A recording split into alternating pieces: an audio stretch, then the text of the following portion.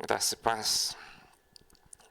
Vamos começar com uma oração. Senhor Deus, fala conosco, abençoa aqueles que estão ouvindo, que a Tua palavra venha ser revelada, que eles aprendam muito mais daquilo que nós estamos ministrando. Pedimos a ação do Espírito Santo, dando sabedoria para entendermos e para um dia também ministrarmos a Tua palavra. Hoje é o Evangelho de João. Dentre os 4 evangelhos, ela não é tanto histórico, tá?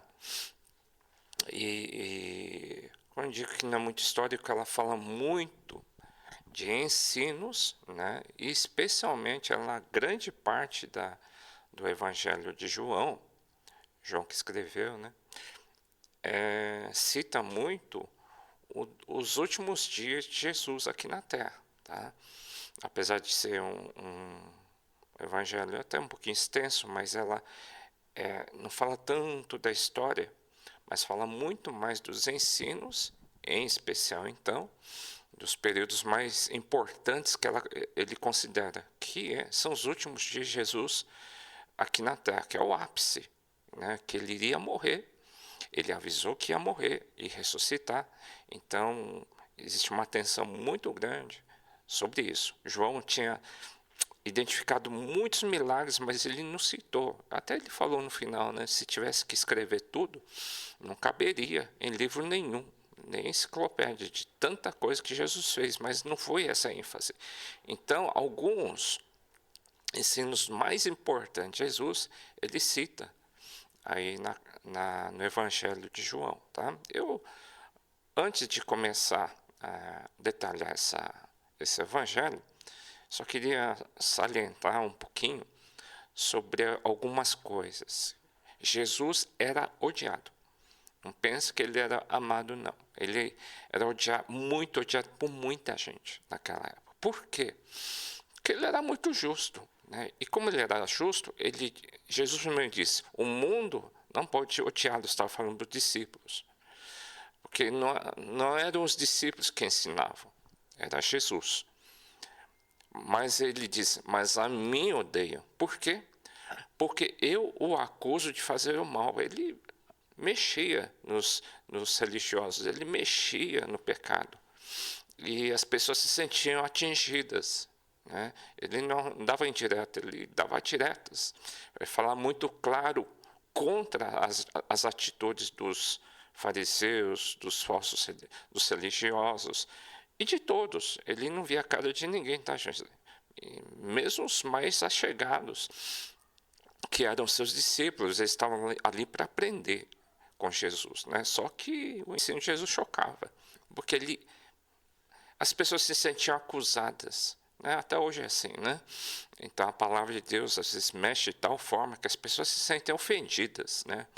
Mas o mundo, no geral, odiava. Hoje tem sido muito comum a mídia, muita gente odeia falar de Jesus, né? Sabemos que Deus não atende pecadores, Jesus disse isso também, João 9,31. É algo que a gente tem que aprender, né? Jesus operava muitos milagres e tinha uma coisa para ensinar, qual? Jesus disse, sabemos que Deus não atende pecadores, mas está pronto a ouvir daqueles que o adoram e fazem a sua vontade. Então, é essencial para Deus pessoas, homens e mulheres que fazem a vontade dele, né? E que sejam adoradores dele, não do dinheiro, tal. Então, por isso que Deus tem que tratar em nós de muitas áreas que ainda existem talvez deuses como existiam naquela época que tinham que cair. Então eles tinham muita dificuldade de ver um Deus monogâmico, quer dizer, um só Deus, né? Então, e Deus diz, eu vou atender, eu vou ouvir a oração de um povo que me adora. E também daqueles que fazem a minha vontade, que creem naquilo que eu ensino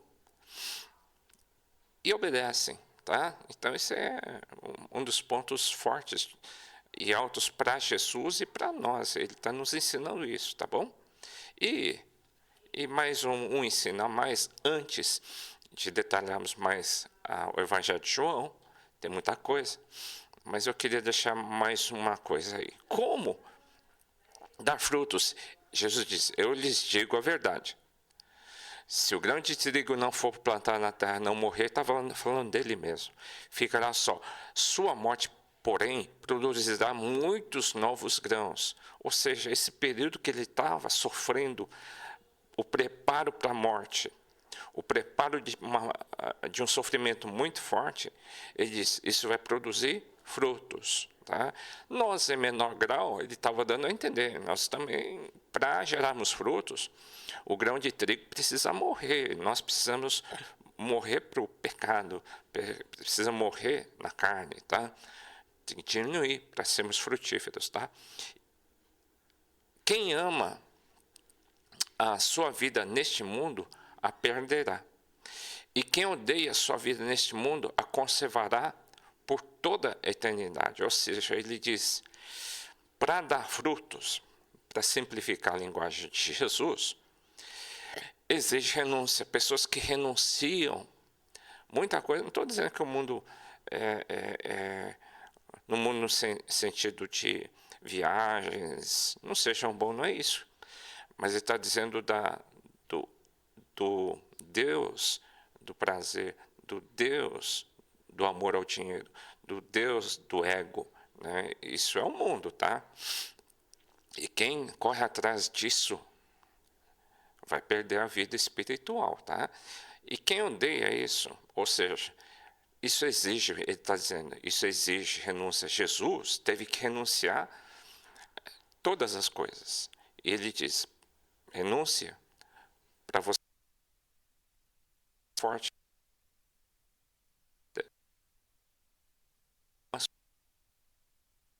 Renunciar a algumas coisas que às vezes você fica ofendido, mas é a única maneira de você e eu darmos frutos. Renúncia, tá bom?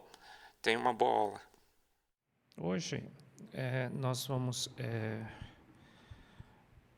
falar sobre o Evangelho de João, aula 8.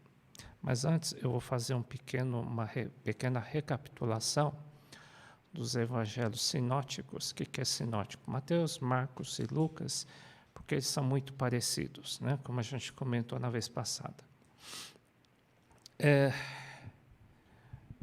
A grosso modo, de acordo com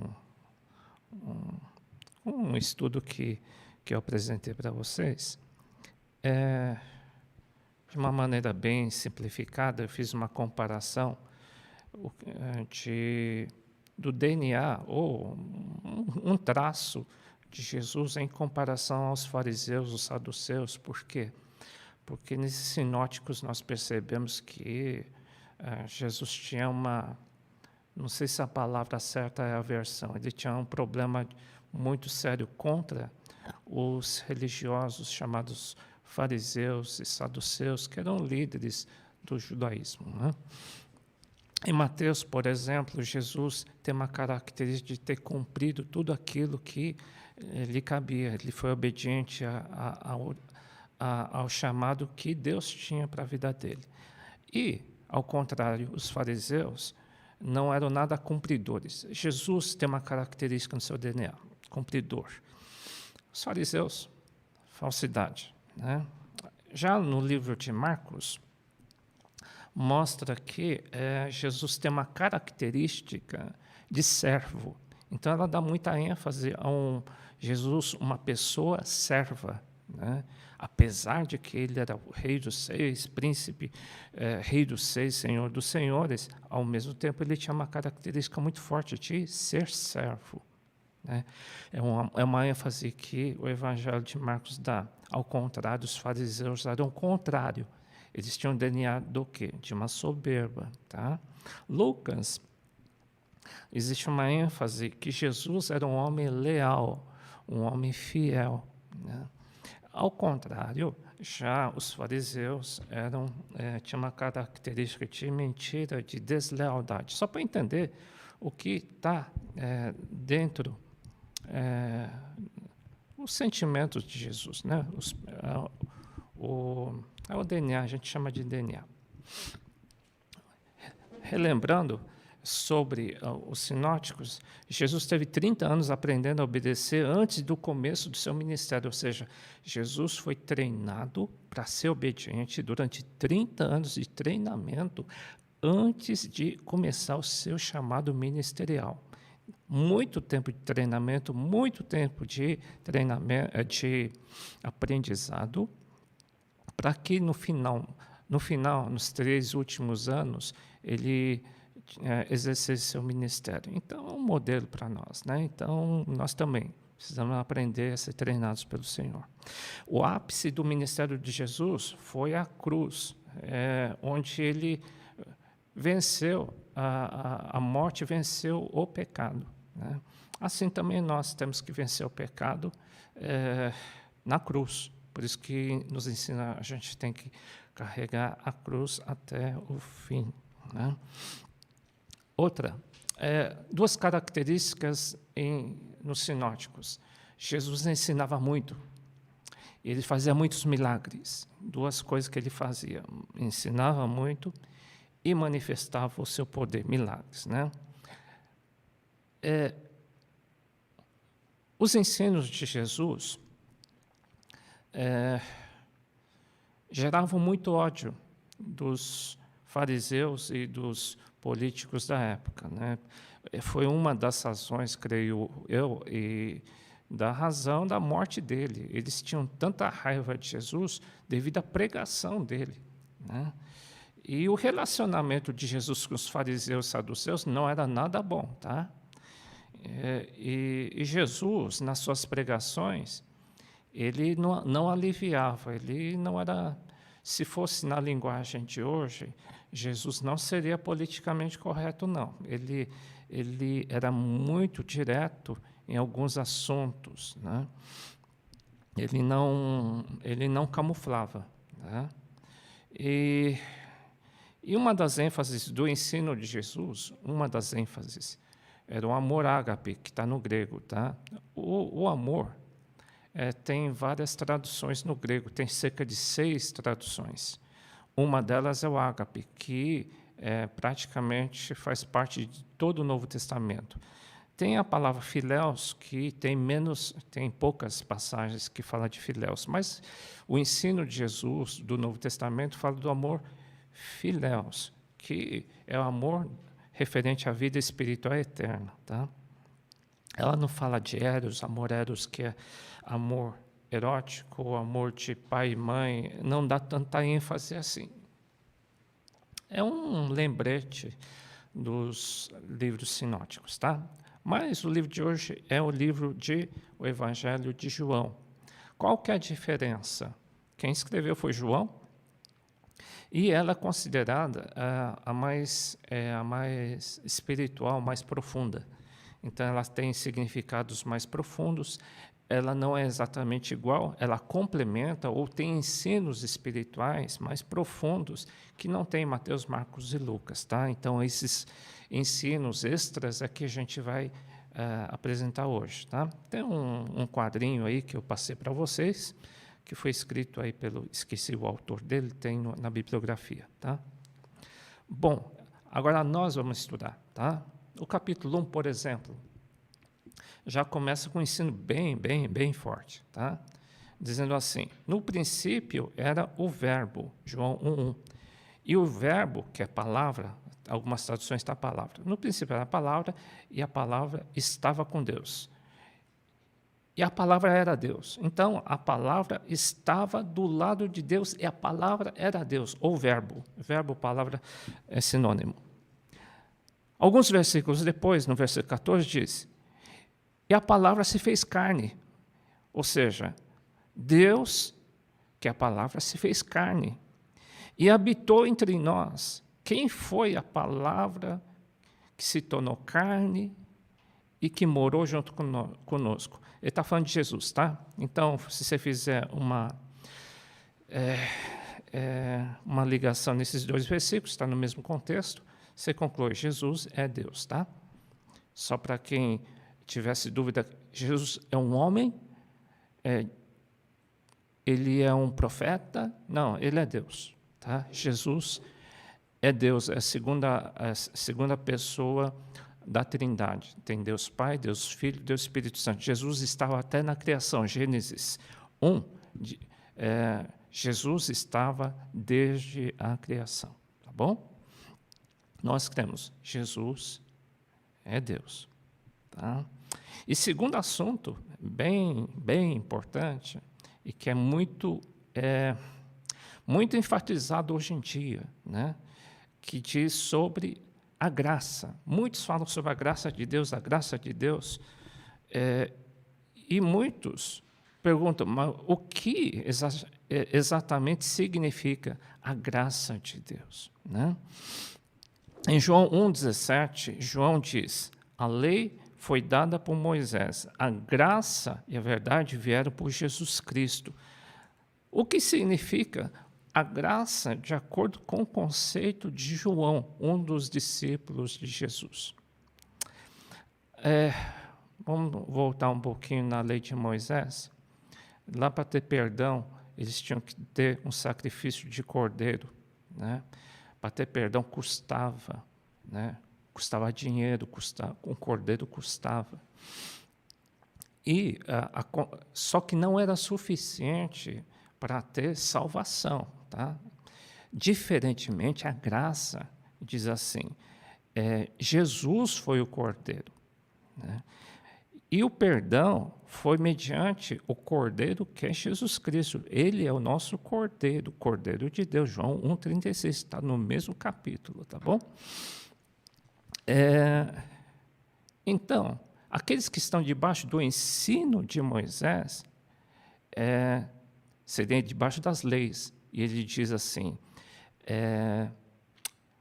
a pessoa não vai ter salvação através de quem estiver debaixo dos ensinos de Moisés. Não é suficiente.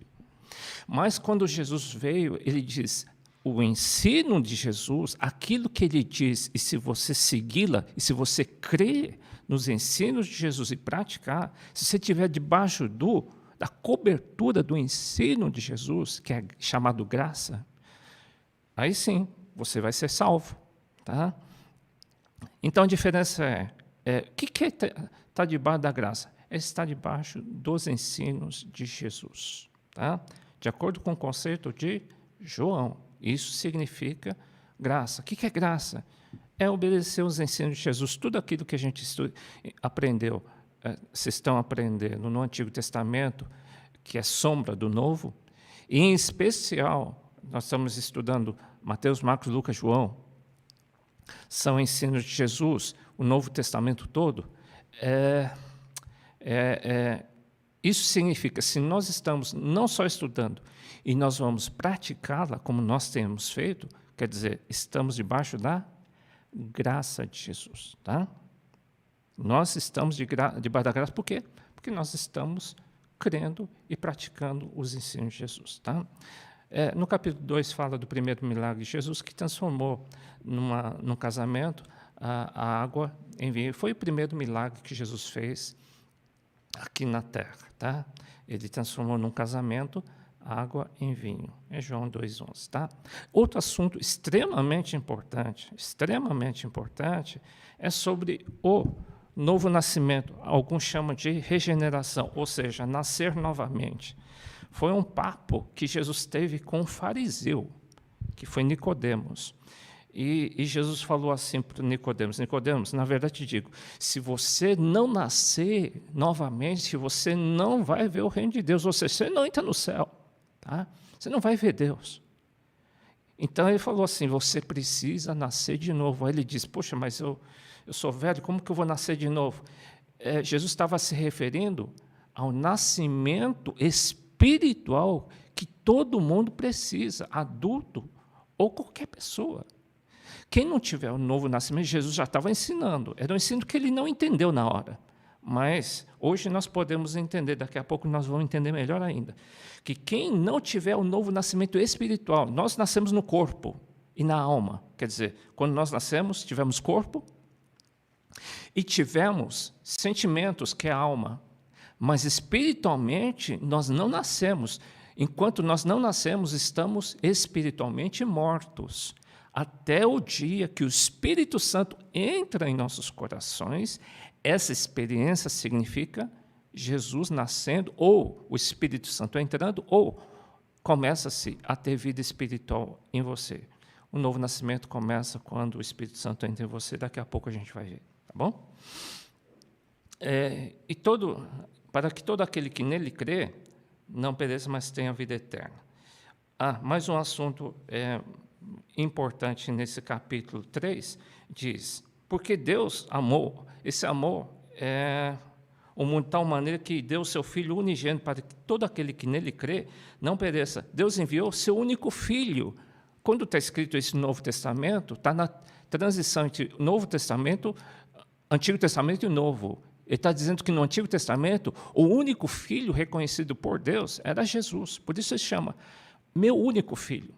Ele não falou que Moisés era filho dele, não falou que Abraão era filho dele, não. Até aquele dia, só Jesus era reconhecidamente considerado filho de Deus. Tá? Mas Deus enviou a Jesus Cristo. Aí tem um conceito do amor. O conceito de amor, ágape, né? Esse amor está no grego, ágape. Se você ver no grego, está ágape, tá? Diz, porque Deus amou a todos, sem exceção, de tal maneira que enviou seu Filho unigênito. Para quê? Com que finalidade? Para que todo aquele que nele cresce, nas suas palavras, não pereça para o inferno, mas tenha a vida eterna no céu. Então, ele está conceituando o que é amor. Amor significa, amor ágape, amor é se dar em favor dos outros para que aquela pessoa tenha vida eterna. Ou seja, amor ágape é que, para que todos tenham uma experiência com Jesus Cristo, para que todos creiam na palavra de Deus, para que todos creiam na Bíblia. Né? E se eles crerem, diz aqui, eles não sejam condenados no inferno. Esse é o amor verdadeiro de Deus. E esse amor que ele diz para nós termos também. Tá? Esse é o conceito de amor ágape. E Jesus, o único filho, só Jesus era reconhecido. Tá? Esse é um conceito importante para nós aí. Tá bom? Esse é um conceito de acordo com João.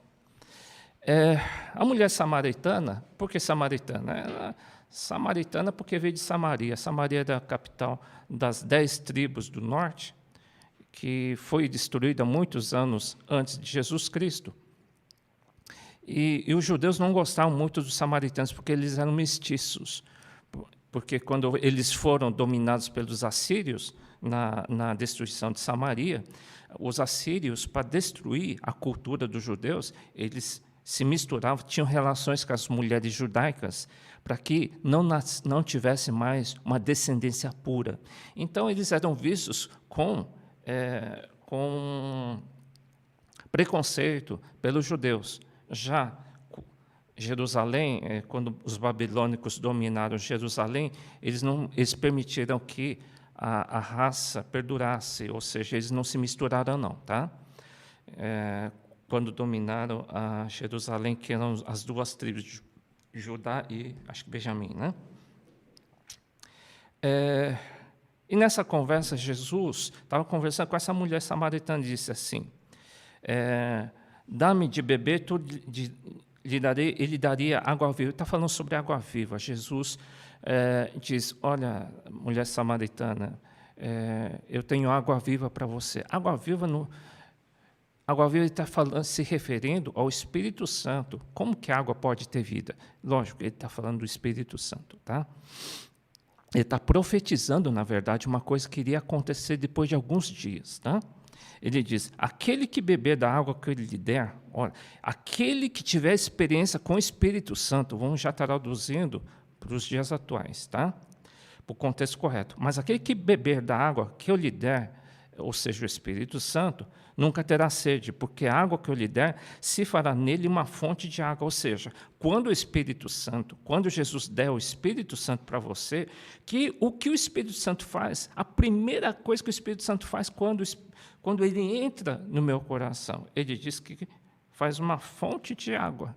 Por isso que eu coloquei uma fonte do lado, tá?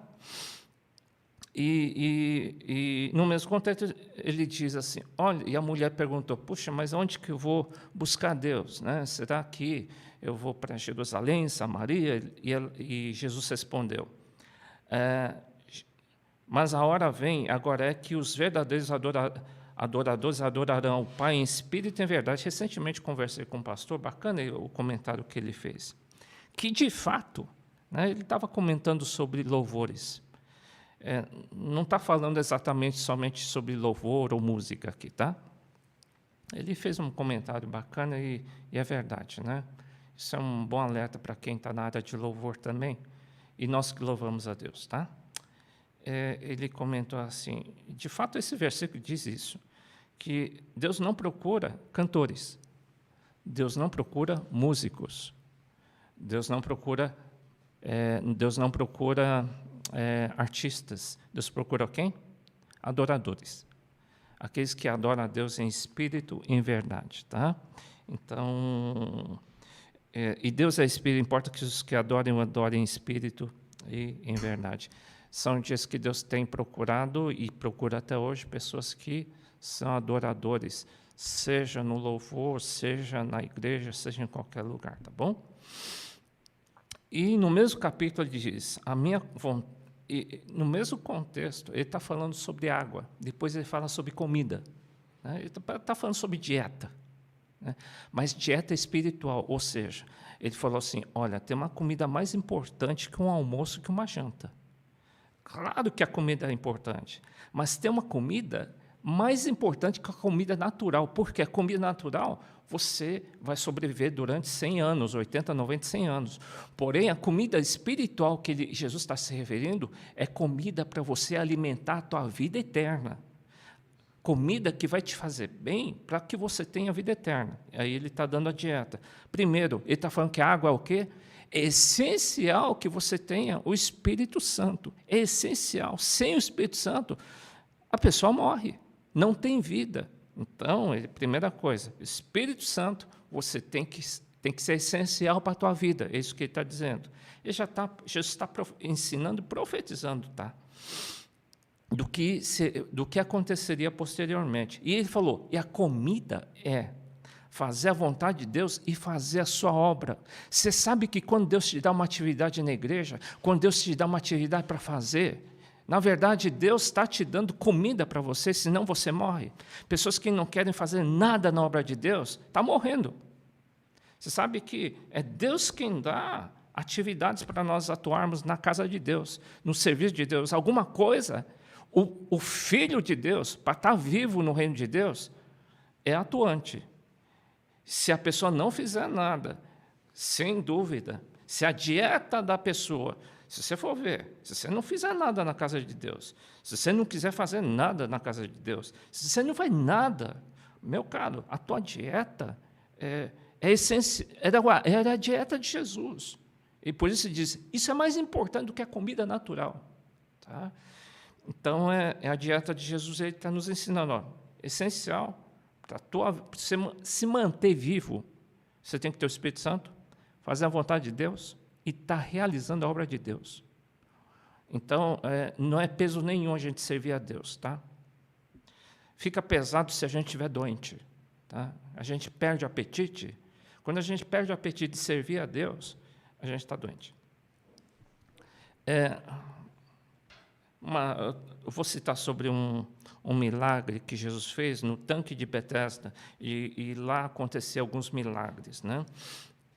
Mas o detalhe é que esse detalhe foi feito no sábado, né? Por que eu queria comentar sobre isso? Jesus intermediou uma situação. Alguns creem que temos que guardar o sábado, né? No ensino de Paulo, nas cartas de Paulo, a gente vai ensinar direito, tá bom?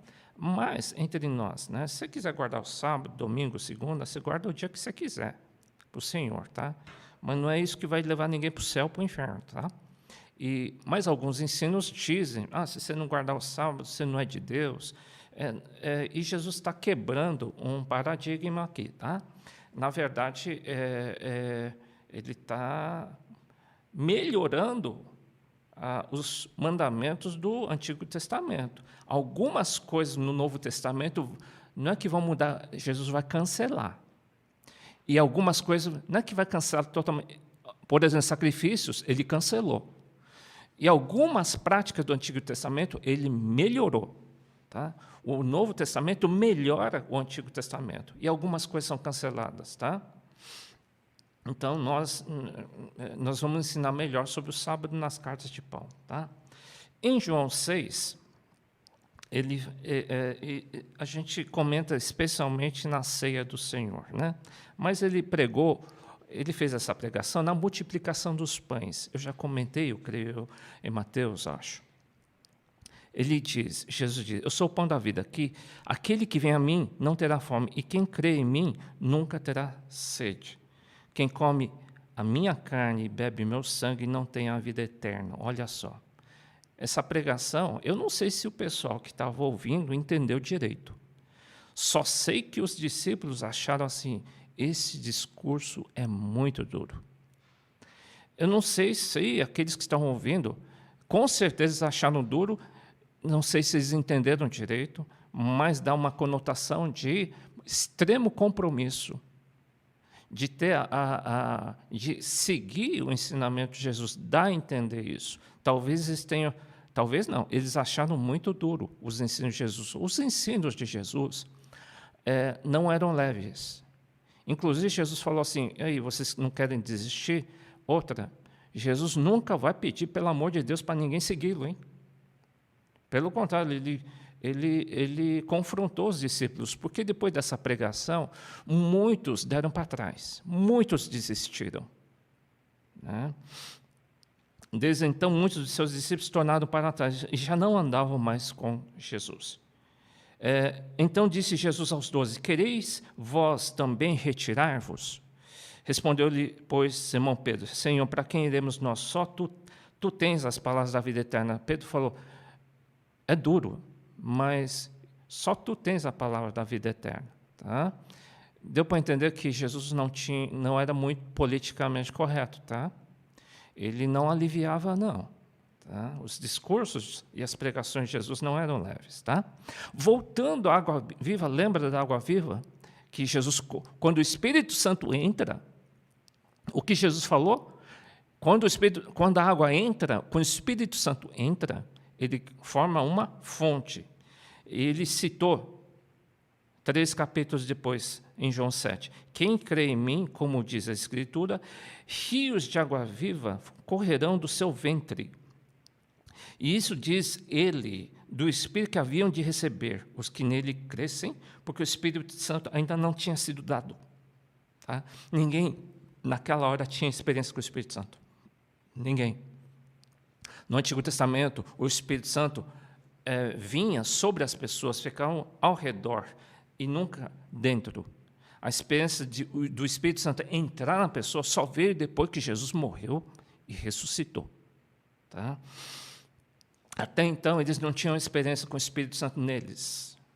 Tá? Mas aqui ele falou, quando o Espírito Santo entrar em vocês, ele vai fazer uma fonte, e depois de um tempo, rios de águas vivas fluirão do teu interior. Está falando do batismo do Espírito Santo. Rios de água viva. Primeira experiência é o Espírito Santo entrar e fazer uma fonte espiritualmente. E segunda experiência, ele aperta um botãozinho lá e rios de águas vivas começam a fluir no interior, o batismo do Espírito Santo. Lembrar de João 4,14 que a gente comentou agora, tá? Um problema de um pecado de uma mulher adúltera. E ela disse que muitos acusaram aquela mulher adúltera, queriam apedrejar. Jesus falou, quem não tiver pecado, que jogue a primeira pedra. E ela disse, ninguém está me jogando uma pedra depois desse questionamento de Jesus. E disse Jesus, nem eu também te condeno, vai-te e não peques mais. Bem, esse é um problema do pecado, né, que é tratado em João, né, é muito tratado sobre o problema do pecado. Daqui a pouco nós vamos comentar um pouco melhor sobre esse pecado. Tá? Ele diz, e conhecereis a verdade. Quando ele fala da verdade, se refere às palavras dele, às revelações da palavra de Jesus. Ele diz, a Bíblia, a palavra de Deus viva, com o Espírito Santo, ela vai te libertar do pecado. Só sem a Bíblia você não vai ser liberto. Sem a palavra de Deus, sem o Espírito Santo, você não vai conseguir. Mas a palavra de Deus com o Espírito Santo, você vai ser liberto do pecado. Tá? Outra, João 8, 43, 44. Ele está falando agora do fariseu. Ele está conversando com os fariseus, tá? Ele diz assim, vocês têm como pai o diabo, vocês mentem. Por que eu coloquei essa parte aí? É porque é uma característica do fariseu. O cristão, o DNA do cristão é não mentir, tá? Porque por trás de uma mentira está o diabo. Né? É essencial, tá, gente, que o cristão não pode mentir. Por trás de qualquer mentira, você acha que você está dizendo então que nesse verso está dizendo que a pessoa está meio endemoniada quando mente? Pois é exatamente isso, tá? O cristão não mente, tá? O fariseu sim. Então, um cristão que mente tem mais cara de fariseu, tá? Então, é um cuidado que a gente tem que ter.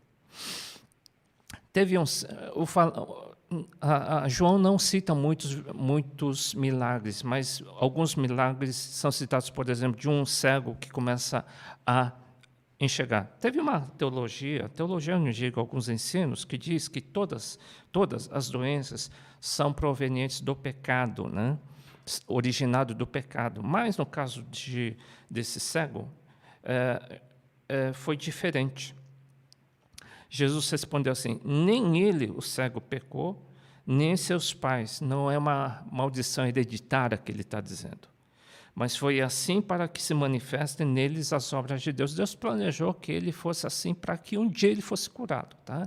Então, nós cremos que não é porque a pessoa está com alguma doença, é porque ela pecou. Nem todas as doenças foi porque a pessoa pecou, veio por maldição hereditária, tá bom? Não podemos generalizar. Capítulo 10. Jesus é o bom pastor. Nesse capítulo, ele diz, Jesus é o principal pastor. Os demais são copastores. Jesus, sim, é o principal pastor. É a ênfase. O pastor com letra maiúscula. E os demais, eu e os restantes, somos copastores, somos ajudantes somente, tá, gente? E outra, a voz que é inconfundível. A gente pode errar. Qualquer pastor que não seja Jesus pode errar. Na pregação, na ministração de alguma palavra, nos sentimentos, é possível. Tá? Aqui diz, a ênfase é, Jesus é o único que não falha. Tá? Só que as ovelhas de Jesus têm uma característica. Elas vão reconhecer a voz do verdadeiro pastor, independente da boca de quem é dita. Nós somos ovelhas de Jesus Cristo, tá? E a nossa ênfase é, temos que nos acostumar com quem? Com a voz do Espírito Santo, com a voz do bom pastor que é Jesus Cristo. Então, é essencial que você conheça bem a palavra de Deus e seja afinado com o Espírito Santo para que vozes enganosas não venham te enganar. Né? Não podemos ser chapeuzinho vermelho, tá? Chapeuzinho vermelho, você sabe, né? Confunde a vovozinha com lobo. É como que um cristão, chapeuzinho vermelho, confundisse a voz do diabo com a voz de Jesus Cristo. Não é assim. A voz de Jesus é inconfundível pelas ovelhas de Jesus. Tá? E temos que ter esse discernimento. Esse discernimento se alcança através da Bíblia e do Espírito Santo. Outra, Deus fala, hein? Deus fala, Deus não é um Deus mudo. O Senhor fala. Da ressurreição aí de Lázaro, só para entender, tá? Por mais que Jesus soubesse que Lázaro fosse ressuscitar, e ele ressuscitou mesmo, ao mesmo tempo, Jesus tinha sentimento, porque ele era homem. Tá?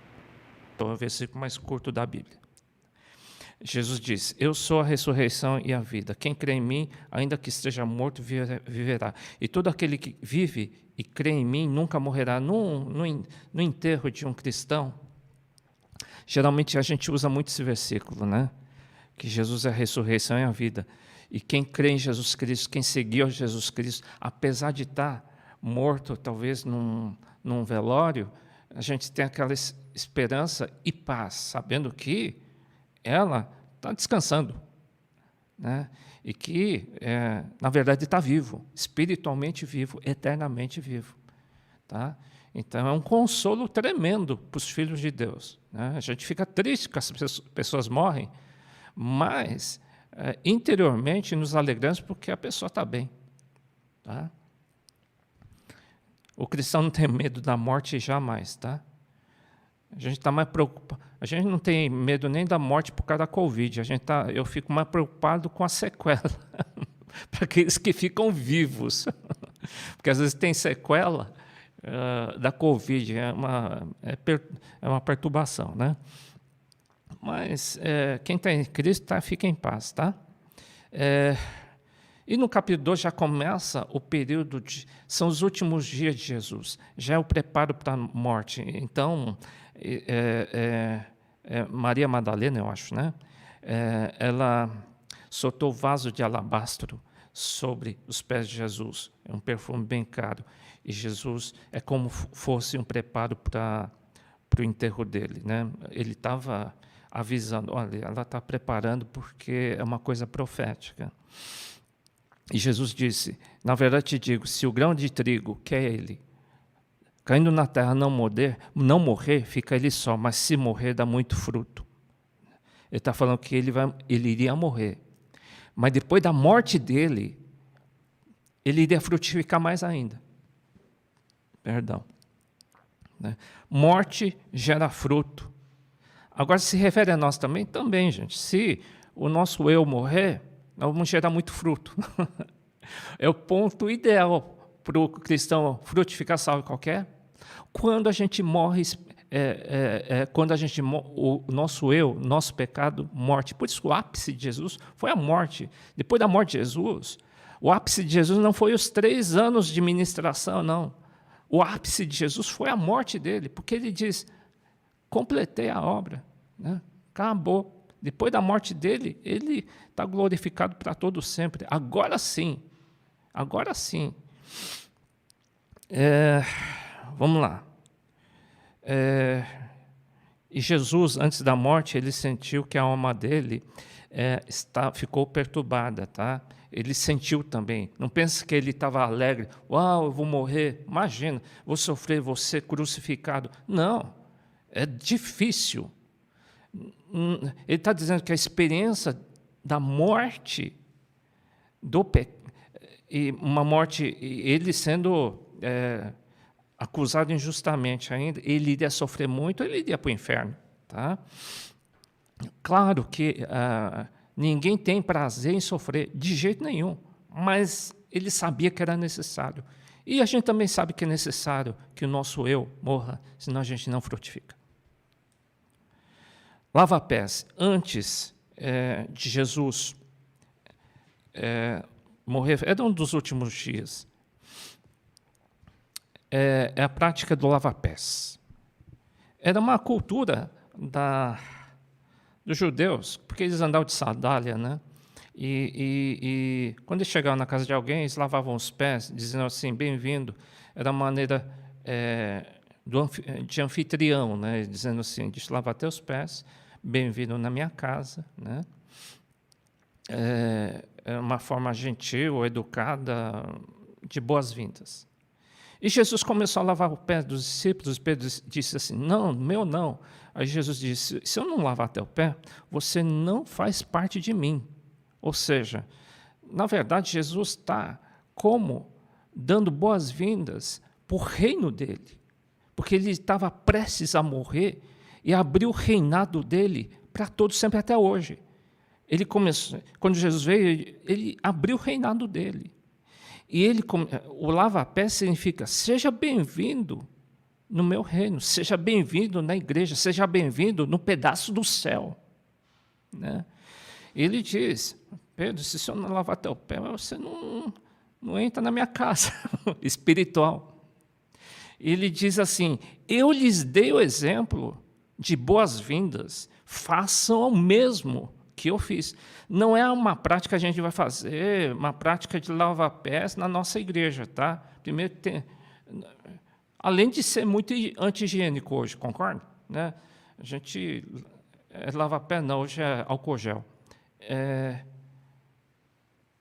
Mas qual o significado? É que a gente tem que dar boas-vindas para aqueles que precisam entrar no reino de Deus. Façam a mesma coisa que eu fiz com vocês, Jesus diz. Eu estou dando boas-vindas para vocês entrarem na minha casa, no reino de Deus. Façam a mesma coisa com os outros que estão chegando. Nós vamos começar com as células. Façam a mesma coisa. Eu dei o exemplo para vocês. Eu dei boas-vindas. Estou lavando pés de vocês. Eu estou dando boas-vindas para o meu reino. Façam a mesma coisa com os outros que virão. Tá? Esse é o significado do lava-pés. As últimas instruções de Jesus. Ele diz... os últimos ensinos de Jesus. Eu sou o caminho, a verdade e a vida. Ninguém vai ao Pai senão por mim. Ou seja, não tem outro caminho. Muitos caminhos levam a Deus? Não. Jesus falou, não. Eu sou o artigo definido, não indefinido. Se ele dissesse, eu sou um dos caminhos, uma das verdades. Não, Jesus é absolutista, tá? Ele não é meio termo, não, nem relativista. Tá? Ele diz, eu sou o único caminho, a única verdade e a vida eterna. Ninguém vai chegar a Deus se não for por mim. Não adianta, tem outros. Não vai ser Maria que vai levar, não vai ser Pedro, não vai ser João. Não adianta. Ah, mas eu estou... Não. Nem pedra, nem pau, nada. Só Jesus pode fazer você chegar a Deus e nenhum outro Deus mais. Né? É só para você entender que o caminho de Deus é absoluto. Jesus também diz, na verdade digo que aquele que crê em mim fará as obras maiores que eu faço, e as fará maiores do que estas, porque eu vou para o meu Pai. Ele diz, vocês vão fazer mais do que eu, vocês vão pregar mais do que eu, vocês vão fazer milagres mais do que eu. Tá? Jesus profetizou e ele diz, e nós como igreja, de fato, nós temos que seguir a mesma linha que Jesus. Continuando, o Espírito da Verdade, Jesus falando assim, o mundo não pode recebê-lo porque não o vê nem conhece, mas vocês o conhecem. Vocês conhecem quem? O Espírito da Verdade. Ele está falando que ele mesmo iria enviar o Espírito, Deus iria enviar do seu Espírito aqui na Terra. O Espírito Santo, ou Jesus Cristo, é a mesma coisa. É como o Espírito Santo que está no teu coração, é como Jesus estivesse no seu coração. É isso que ele quis dizer. Eu vou subir, mas vou ficar através do Espírito Santo com vocês, tá bom? E mais uma coisa. Esse Espírito Santo que o Pai enviará em meu nome, depois que ele morreu e ressuscitou, ele enviou o Espírito Santo. Qual que é o papel dele? Ele fará lembrar todas as coisas. Tudo que disse. Ou seja, o papel do Espírito Santo que está no seu coração vai lembrar de todas as coisas que estão na tua mente. Então, por isso é essencial você dominar a Bíblia. Por quê? Porque ele vai fazer lembrar de todas as coisas que que Jesus fez.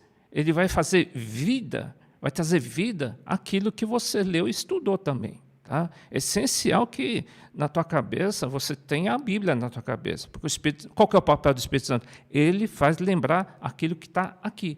Se você não lê nada, ele não tem o que lembrar. Tá? Ele também fala, um dos últimos ensinos, ele fala que o cristão tem que ser frutífero mesmo. E tudo que é frutífero, ele vai continuar limpando para que você continue dando fruto. E ele diz, não escolheste vós a mim, mas eu vos escolhi para que deis fruto. E um dos frutos principais que ele diz aqui, ele diz que vocês tenham amor ágape uns pelos outros.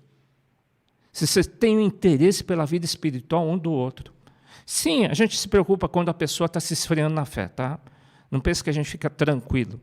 Ah, estão pegando no meu pé. É lógico, é o amor, porque eu acho que é o amor, é o amor eterno que a gente sente pela pessoa. Pô, se a pessoa continuar desse jeito, ele vai se esfriar e vai se dar mal espiritualmente, tá? Esse é o amor que Deus diz para que nós tenhamos, tá? E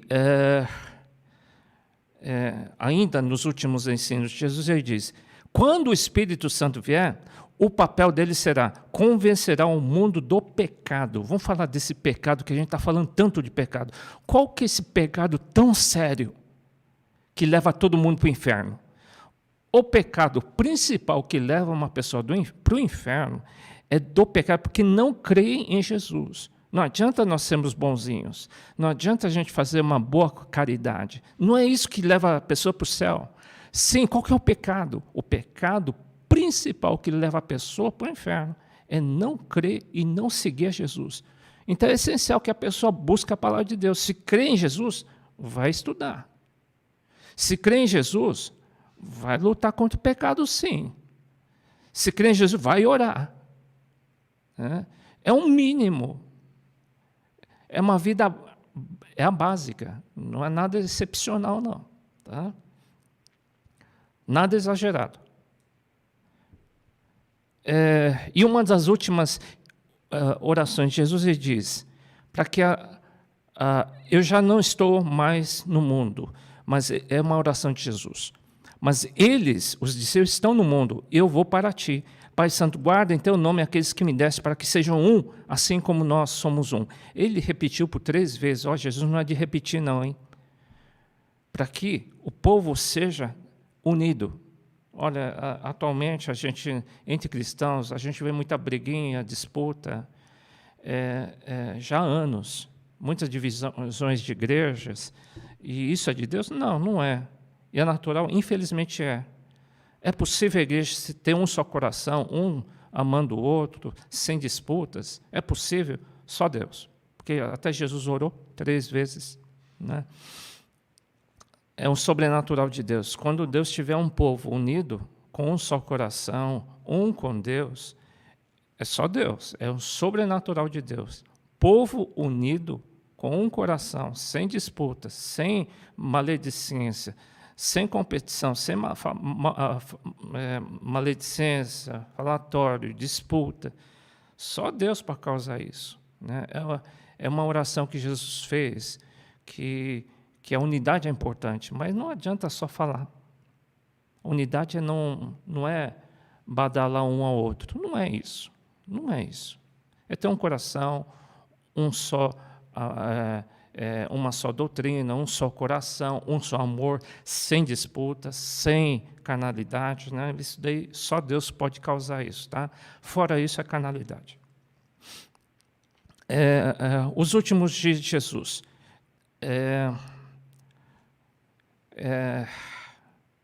Por incrível que pareça, hein? Foi o ápice. Começa com a traição do discípulo Judas. Jesus foi preso, sabe por quem? Pelos seus colegas judeus. São os religiosos primeiro que prenderam Jesus. Naquela época, os religiosos tinham muita força. E, além disso, ele apanha. Tá? Foi finalmente Jesus. Né? O finalmente da vida de Jesus aqui na Terra foi isso. Né? Principal discípulo a negar, o nega. Pedro negou 3 vezes. Ao discipular de Jesus, em 12 discípulos, 11 o traíram. Só João ficou do lado da mãe até o fim. E foi ele que escreveu. Né? Ele também puxou sardinha para ele. Né? Ele escreve assim, o discípulo a quem Jesus amava. Né? É ele. Não sei se ele pecou ou não, mas foi o único também que não foi decapitado nada, morte natural. Né? Não sei se é por isso, porque os outros se deram muito mal na morte. Tá? Bom, eu não sei também, é só uma suposição. Depois que ele foi levado aos políticos, a Pilatos, né?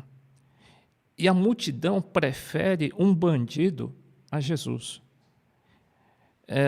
Só um dos discípulos o acompanhou. Vê?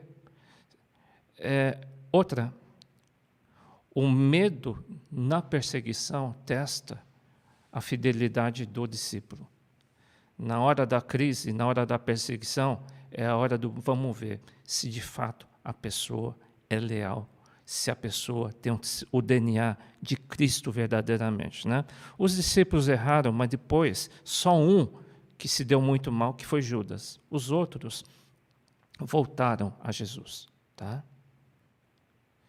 Outra, no João, agora a primeira experiência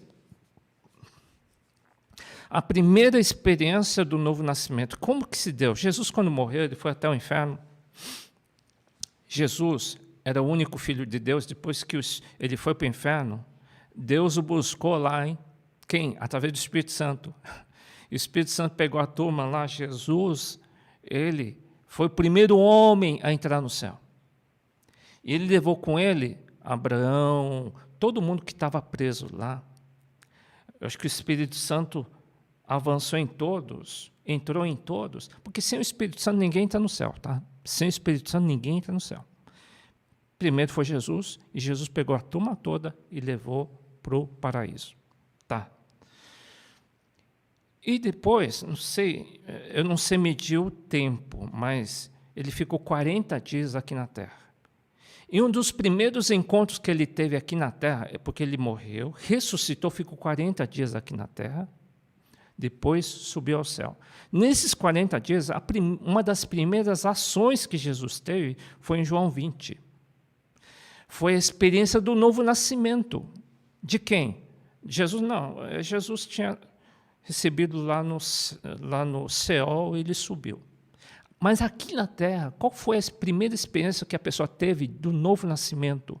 Ele estava diante de alguns discípulos e diz, havendo dito isso, Jesus assoprou sobre eles e disse-lhes, não sei se assoprou foi literal, porque assoprou também significa espírito.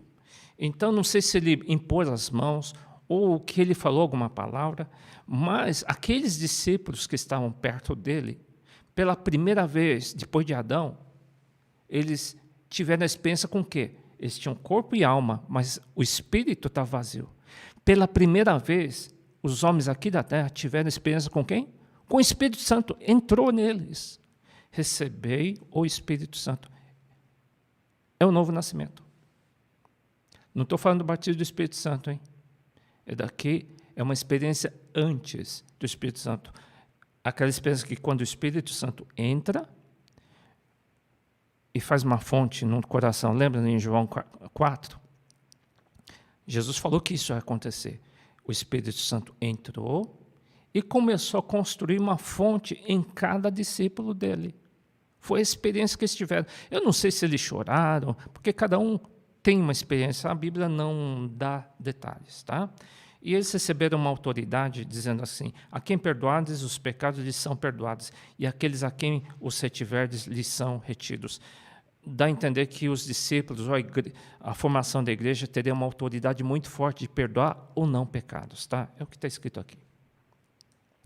E por fim, ainda Jesus aqui na terra, numa pescaria, e num bate-papo com Pedro, né, eu fiz propositalmente o versículo em grego.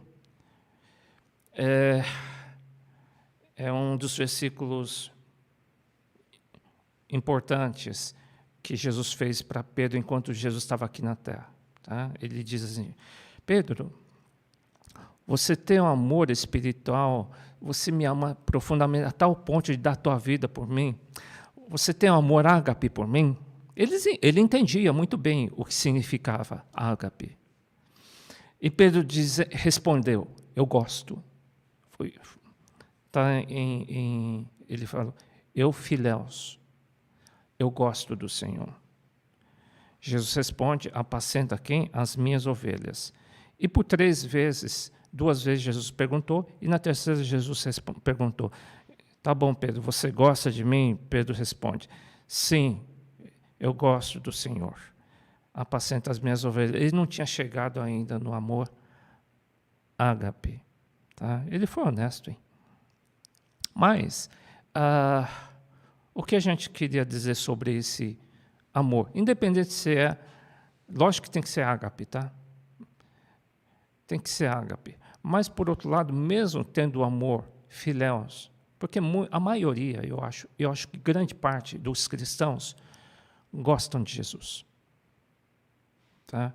Porque na hora da crise, eu não sei se daríamos a nossa vida por Ele. Não sei se o nosso nível de amor chega ao nível de ágape. Se só temos um amor social pelas pessoas. Um amor, amizade, eu gosto até tal ponto. Talvez seja tudo bem, não digo tudo bem, é que eu só acho que o amor ágape é bem mais. E o amor ágape, depois nós vamos estudar, nunca falha. O amor filéus falha. Está em Coríntios, tá?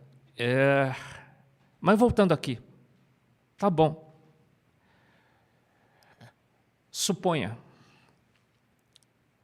que estamos no nível do amor filéus. Mesmo assim, vamos abaixar o nível. Jesus perguntando para mim e para você, você gosta de mim? Se você responder, gosto, é honesto. Se você gosta mesmo, você vai estar cuidando do rebanho de Jesus e não teu. Se pelo menos a gente gosta de Jesus, a gente vai cuidar da igreja. Quem gosta de Jesus vai cuidar da igreja. Vai amar a igreja. Igreja não é só o prédio, tá? Vai cuidar dos seus irmãos. Se você está ignorando os seus irmãos da igreja, nem gostar, você gosta de Jesus, com certeza. E outra, hein? Não é apacentar as tuas ovelhas, não, apacentar as ovelhas de Jesus. Tá? As ovelhas não são nossas. Eu não tenho ovelha nenhuma. Você é propriedade de Jesus. Eu entendo que quem é propriedade de Jesus é da nossa responsabilidade cuidar. Se você só gosta de Jesus, teria que estar cuidando do rebanho do Senhor, pelo menos. Agora, se você ama de fato a Jesus com amor ágape, que é o nível correto, sem dúvida, você vai ser, conforme João disse, você vai frutificar, você vai crescer. Muita gente vai crescer, você vai ter muito discípulo. Tá? Você vai ter muito discípulo. Por quê? O amor ágape gera frutos. O amor ágape gera pessoas que seguem a Jesus. Tá? Outra, hein? Nós não temos discípulos. A gente cuida de quem? Dos discípulos de Jesus. Eu peço uma gentileza que ninguém use o termo no nosso meio, as minhas ovelhas, né? Porque nós não temos responsabilidade sobre a ovelha de ninguém, somente sobre as ovelhas de Jesus, tá bom? A gente cuida das ovelhas que são do Senhor Jesus. É esse conceito que nós temos na igreja, tá bom? Eu sei que as pessoas dizem, minhas ovelhas, mas eu diria, a gente cuida das ovelhas de Jesus, tá bom? Deixa eu ver. Acabei. Deus abençoe, tchau.